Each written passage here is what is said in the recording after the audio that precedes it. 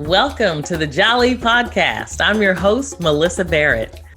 This podcast is for those who are interested in the conversation around diversity, inclusion, and equity. Each week, I'll be interviewing a guest who has something special to share or is actively part of building solutions in this space. Let's get started. Umoja, to strive for, and maintain unity in the family, community, nation, and race. That was my 5-year-old grandson, Miles. You can see he can repeat the principle now and continues to learn and ask about Kwanzaa all the time. I do want my grandchildren to have an understanding of these principles, my children also, so they can share them with their friends and be proud of who they are, that they may begin to understand their own history and educate others on our history and our culture. Kwanzaa is an opportunity to highlight African American culture, but it is also a product of creative cultural synthesis. So when you think about Kwanzaa, it represents both continental African and diasporan African cultural elements. That means it's rooted both in the cultural values and practice of Africans on the continent and in the United States, with strict attention to cultural authenticity and values. And the focus is really about making sure that we create a meaningful, principled, and productive life. The values and practices of Kwanzaa are selected from people from all parts of Africa, South and North, West and East, in the true spirit of Pan-Africanism. And that's one of the things that I love is when you think about Kwanzaa, although it is created as an African American cultural celebration, it really honors continental African and diasporan values. So this year, I'm not going to go into all of the principles because I know I have recorded many of those principles before, and you can always go back to a podcast and listen to those specifically. But one of the things that I wanted to talk about is that there is no coincidence that unity is the first principle of Kwanzaa. If we can achieve unity, the world would definitely be a better place. But we have to start with the smallest unit first. Unity in the family. For some families, lots of families, that is a challenge in itself. To bring unity to the community, nation, and race may seem nearly impossible. And yet, we always want to continue to strive. It is a principle that we must try to integrate. And as divided as we seem, there are so many things that people can actually be united in. We must give each other some grace, but also, we must appreciate our differences. And yes, you can have unity and appreciate others' differences. This week, I know by the time this episode comes out, Kwanzaa will have already begun, and it will probably be Ujima as it falls on when we release. But one of the things that I just want people to get excited about is the celebration of these principles, 7 days of principles from Umoja, unity, Kujichagulia, self-determination, Ujima, collective work and responsibility, Ujama, cooperative economics, Nia, purpose, Kuumba, creativity, and Imani, faith. And while there are a variety of symbols that are set up on the table, there are several components, fundamental activities within a Kwanzaa celebration.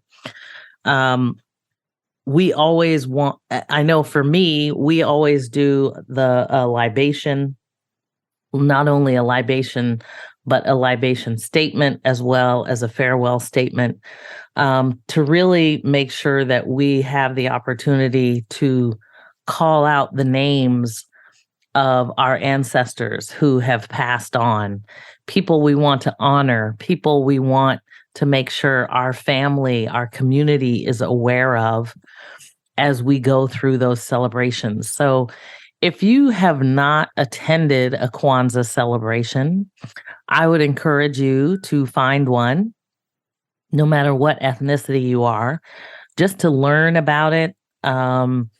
And I think there's no better way than to experience one. Typically, our Kwanzaa celebration we tend to do it at the end of a week, although we try to also incorporate it into kind of our dinner time to talk about the principle so that each of us can contribute our thoughts regarding the specific principle. But then at the end of the week, usually ours is always on the first Saturday after Christmas. We like to do like a 90-minute program or so. And I always enjoy, whether it's storytelling, drumming, singing, poetry, we try to incorporate a lot of different elements into the program, but also make sure that we focus on the ceremony, the rituals, the principles. We try to have kids involved and making sure that they understand the principles. And ideally, I love to see if kids can actually memorize the principle and maybe talk about what that principle means to them or who they may look to that represents a specific principle.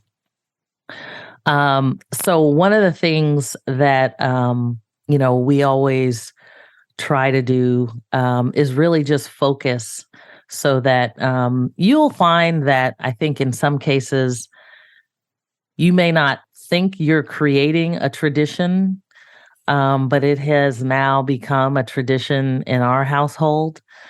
And I truly appreciate that.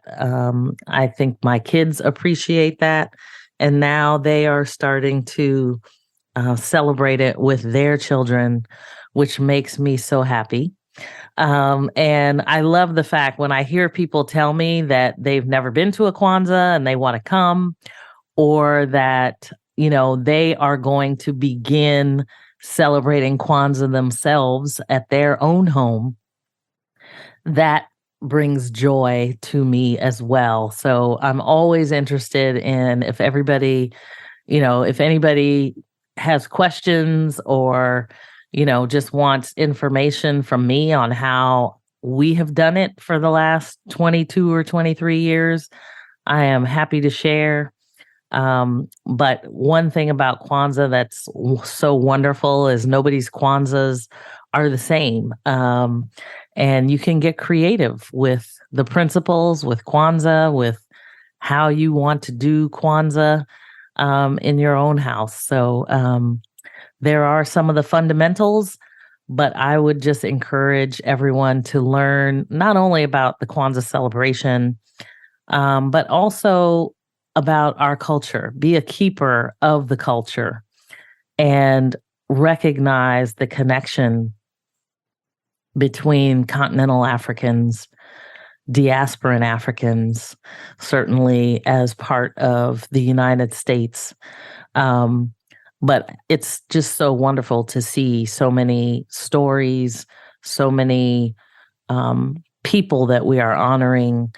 And so I would just encourage you to do some research, see how you're feeling about these principles, and really just try to incorporate them into your lives every day.